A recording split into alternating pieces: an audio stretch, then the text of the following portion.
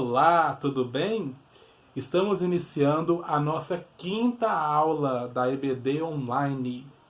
Hoje nós vamos começar a falar sobre as bem-aventuranças. Vamos orar? Senhor, meu Deus e meu Pai, muito obrigado por esse tempo, por essa aula. Fale aos nossos corações. Meu Pai, que no horário que as pessoas pararem para ver essa aula, o Senhor possa falar com elas. Abra os nossos corações, abra o nosso entendimento para recebermos tudo que o Senhor tem para compartilhar conosco. Em nome do Senhor Jesus. Amém. Amém? Bom, como sempre, nossa lição está na descrição do vídeo. Eu recomendo que você depois pegue a lição, confira os versículos, está tudo lá mesmo, né? Eu sempre coloco os versículos aqui na minha lição para a gente ganhar tempo. Então, vamos lá? Bom, eu queria ler primeiro para vocês Mateus, capítulo 5, do versículo 13 ao 12, que é o texto-chave da nossa lição. Vamos lá? Bem-aventurados humildes de espírito, porque deles é o reino dos céus. Bem-aventurados que choram, porque serão consolados. Bem-aventurados os mansos, porque herdarão a terra. Bem-aventurados os que têm fome e sede de justiça, porque serão fartos. Bem-aventurados os misericordiosos, porque alcançarão misericórdia. Bem-aventurados limpos de coração, porque verão a Deus. Bem-aventurados pacificadores, porque serão chamados filhos de Deus. Bem-aventurados perseguidos por causa da justiça, porque deles é o reino dos céus. Bem-aventurados sois quando, por minha causa, vos injuriarem e vos perseguirem, e mentindo, disserem todo o mal contra vós. Regozijai-vos e exultai, porque é grande o vosso galardão nos céus. Pois assim perseguiram os profetas que viveram antes de vós. Bom, Jesus, nessa passagem, até o capítulo mais ou menos 8, 9 de Mateus, começa o que a gente chama de Sermão do Monte. É quando Jesus reúne as multidões e ali começa a dar diversos ensinamentos para ela. Jesus ensina ali sobre oração, que a gente falou um pouco já, sobre ser sal e luz da terra, sobre o ato de julgar aos outros, sobre a dependência de Deus e vários outros assuntos. É um texto muito conhecido e que cada vez tem sido menos falado e menos ensinado. Quando a gente escuta bem-aventuranças, parece ser um tema ruim, um tema chato, ou um tema que não deve ser falado, talvez. A gente tem escutado cada vez menos sobre esse assunto. E é um tema tão simples, tão gostoso, tão importante que a gente aprenda sobre ele. Primeiro, vamos entender o que é ser bem-aventurado. Existem diversos significados, diversas palavras que podem definir essa expressão, mas quer dizer, o termo vem de felicidade, ou seja, é feliz aquele que. As traduções mais atuais, elas trazem esse termo já. Feliz é os mansos, feliz os pacificadores, feliz os humildes de espírito, feliz os que choram. Ou seja, Jesus está ensinando para nós a receita de como ser feliz. E todas essas bem-aventuranças, todas essas formas de felicidade, elas nos levam a uma vida reta com Deus. Ou seja, nós só podemos ser realmente felizes, só podemos realmente ter a verdadeira felicidade vivendo uma vida reta diante com Deus. Essa vida reta diante com Deus, vai passar por um relacionamento com Ele, que nós já falamos, e um relacionamento com as pessoas. Porque quando eu falo de ser pacificador, de ser manso, de ter fome e sede de justiça, eu falo do meu relacionamento com as pessoas. Enquanto eu falo, por exemplo, sobre ser humilde de espírito, eu estou falando do meu relacionamento com Deus.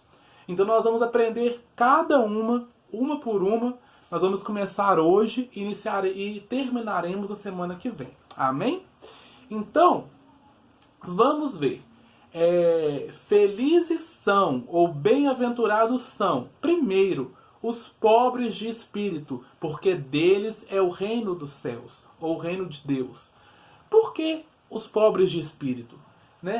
Pobre de espírito tem a ver com a nossa dependência de Deus. De entendermos que sozinhos nós não conseguimos nessa caminhada. Que sozinhos nós não podemos coisa alguma. Que é somente por Deus.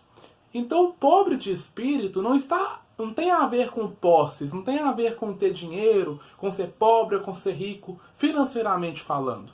Mas tem a ver com a atitude do coração, tem a ver com a atitude do espírito, da sua dependência de Deus, de você realmente entender que você não é autossuficiente, mas você precisa do Senhor. Somente aquele que é pobre de espírito consegue admitir suas falhas, admitir seus erros, pedir perdão pelos seus pecados, pedir a direção de Deus, aprender com os outros. Somente aqueles que são realmente humildes de espírito, são pobres de espírito nesse sentido, em reconhecer que são dependentes de Deus, de outras pessoas, que não são autossuficientes sozinhos.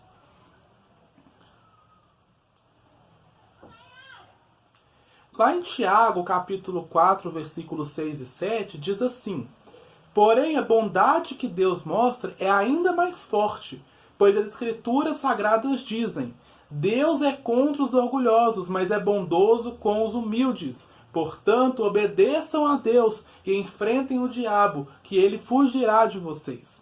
Então, a gente aprende que é um contraste aí, né? Deus, ele resiste.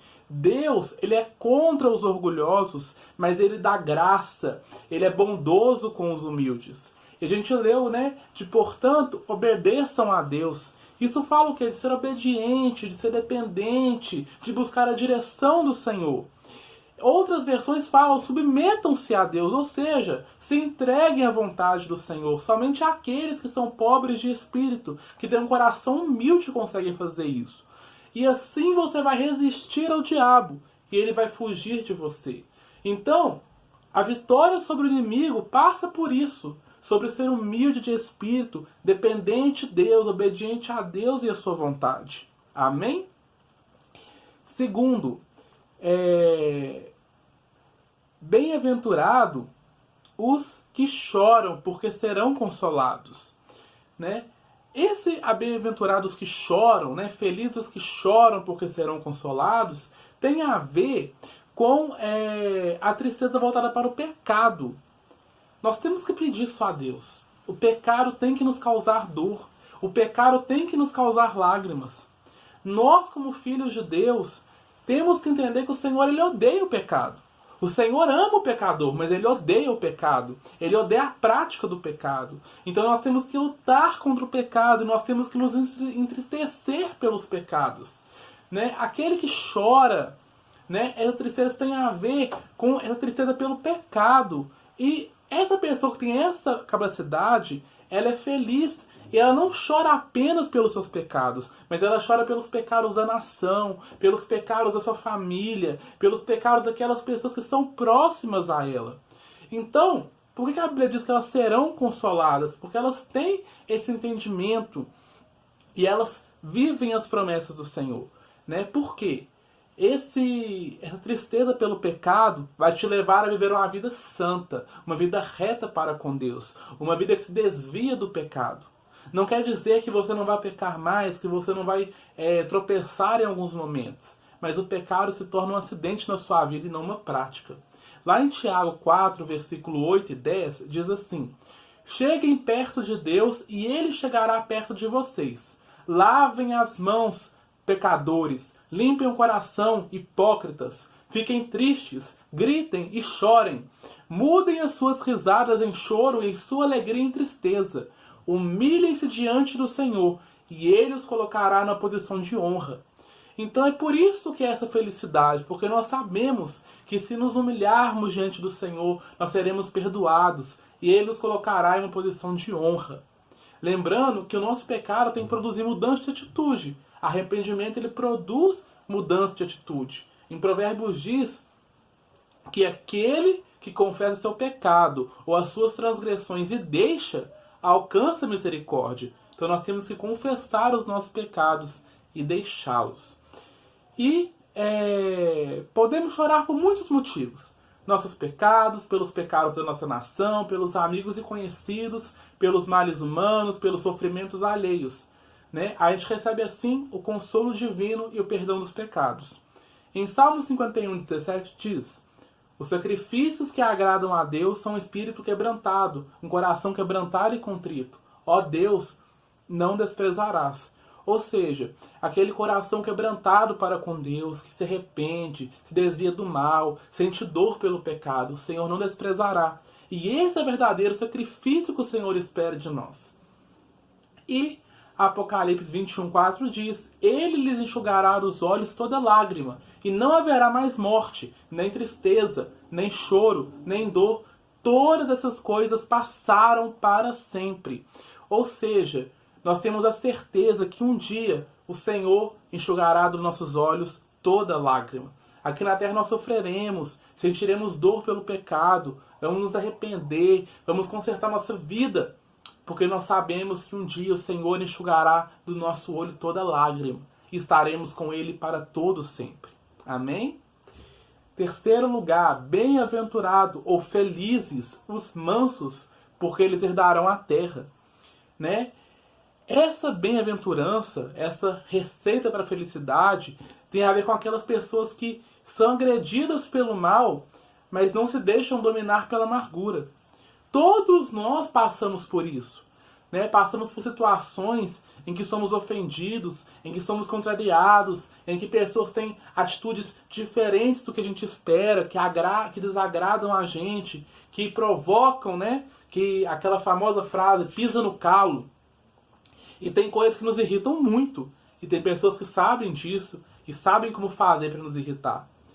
Os mansos são aqueles que não reagem à altura, né? Que não pagam na mesma moeda, que não dão troco e que não deixam a amargura tomar o coração deles. Né? Lá em Salmos 37, 10 e 11 diz assim: Em breve o perverso desaparecerá, ainda que o procure, não encontrará. Os humildes possuirão a terra e viverão em paz e prosperidade. Ou seja, né, os perversos é o oposto dos mansos. Então são aqueles que sempre estão brigando, sempre deixam que a amargura tome o coração deles. E por isso eles logo desaparecerão. Mas os humildes ou os mansos, eles possuem a terra e viverão em paz e prosperidade. Né? Como a gente viu também no primeiro e no segundo, só recapitulando, a gente viu que para toda bem-aventurança há uma recompensa. Os pobres de espírito, porque é deles o reino dos céus. Os que choram, porque eles serão consolados. E os mansos, porque eles herdarão a terra. Então, é por isso que é a receita da felicidade. Por quê? Para toda bem-aventurança, para toda felicidade, há uma recompensa. E que depende de uma atitude nossa. Os mansos, eles são capazes de discernir que a nossa luta não é contra a carne, não é contra o sangue. Né? Em Efésios diz que a nossa luta é contra os principados e potestades e contra os dominadores nas regiões celestiais. Então não é contra o nosso próximo, não é contra as pessoas. Em Efésios 4:26 diz também: se vocês ficarem com raiva, não deixe que isso faça com que pequem e não fiquem o dia inteiro com raiva. Então, não é pecado nós ficarmos com raiva por alguma situação. Né? É verdade que nós não somos de ferro. Mas o que nos torna mansos ou não é o que fazemos com essa raiva. Aqui, o apóstolo Paulo nos ensina: olha, não fiquem com raiva o dia inteiro. Não deixe que isso leve vocês a pecarem. Então, o que você faz com a sua raiva? Né? Você direciona para aquela pessoa, você deixa que essa raiva vire uma raiz de amargura, ou você trabalha ali o perdão, você entende que a sua luta não é contra aquela pessoa, e você não reage, né, de volta, não dá o troco. Isso é ser manso. É não deixar que o sol se ponha sobre a sua ira, sobre a sua raiva. E em Salmos 27-8 diz assim: alguns confiam nos seus carros de guerra e outros nos seus cavalos, mas nós confiamos no poder do Senhor, nosso Deus. Eles tropeçarão e cairão, mas nós nos levantaremos e ficaremos firmes. Então por que o manso ele não reage à altura? Ele não devolve na mesma moeda? Porque ele sabe que a sua confiança está em Deus. E em Deus ele é mais que vencedor. Quarto, os que têm fome e sede de justiça, porque eles serão fartos. Então está aí outra recompensa para a bem-aventurança. os que têm fome e sede. Felizes são os que têm fome e sede, porque serão fartos. Essa sede de justiça, fome e sede, tem a ver com a salvação. Ou seja, são aqueles que entendem o quanto o Senhor quer que todos sejam salvos e trabalham para isso. Lá em 2 Timóteo 4:2 diz assim: por pregue a mensagem e insista em anunciá-lo, seja no tempo certo ou não. Procure convencer, repreenda, anime e ensine com toda paciência. Né? Então, bem-aventurados que têm fome e sede de justiça, de salvação, porque eles entendem que o Senhor quer que todos sejam salvos. E por isso, eles pregam o Evangelho a tempo e fora de tempo.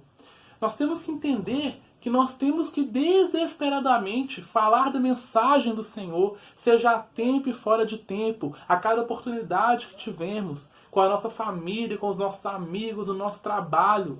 Né? Seja com a mensagem, seja compartilhando um vídeo, seja mandando uma mensagem, seja ligando, seja falando da palavra, seja dando uma Bíblia de presente, um folheto. Nós devemos em todo tempo estar falando da palavra do Senhor. E levar, acima de tudo, o amor do Senhor. Não convencemos ninguém falando assim: vem para Jesus, senão você vai para o inferno, você vai ser condenado, você é um pecador. Não. Nós temos que espalhar o amor do Senhor.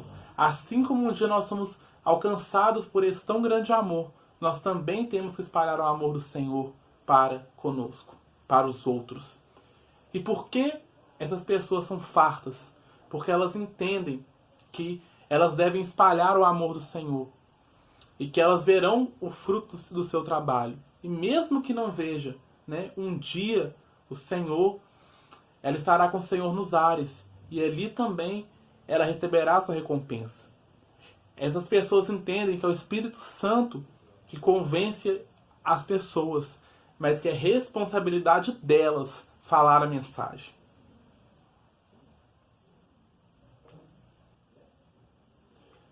Né? Igual o Senhor nos ensina que devemos amar os outros, assim como nós nos amamos, ou amar ao próximo como Ele nos amou. Então, a maior forma de amar o próximo é demonstrando a Ele o amor que o Senhor, que Deus tem por Ele. E lá em 1 Timóteo 2, do versículo 2 ao 4, diz assim: orem pelos reis e por todos os outros que têm autoridade, para que possamos viver uma vida calma e pacífica, com dedicação a Deus e respeito aos outros. Isso é bom e Deus, o nosso Salvador, gosta disso. Ele quer que todos sejam salvos e venham conhecer a verdade. Então esse é o nosso papel, orar pelos nossos governantes e por todas as pessoas, para que elas sejam salvas, porque o nosso Deus quer que todos sejam salvos e conheçam a verdade. Amém? Assim, nós vamos continuar na semana que vem, né? Essa é a nossa primeira parte do nosso estudo das bem-aventuranças. Semana que vem terá mais, se Deus quiser e nos permitir. E eu coloquei algumas dicas para nós aqui. Primeiro, seguir orando e confiando em Deus. Essa leve e momentânea tribulação logo vai passar.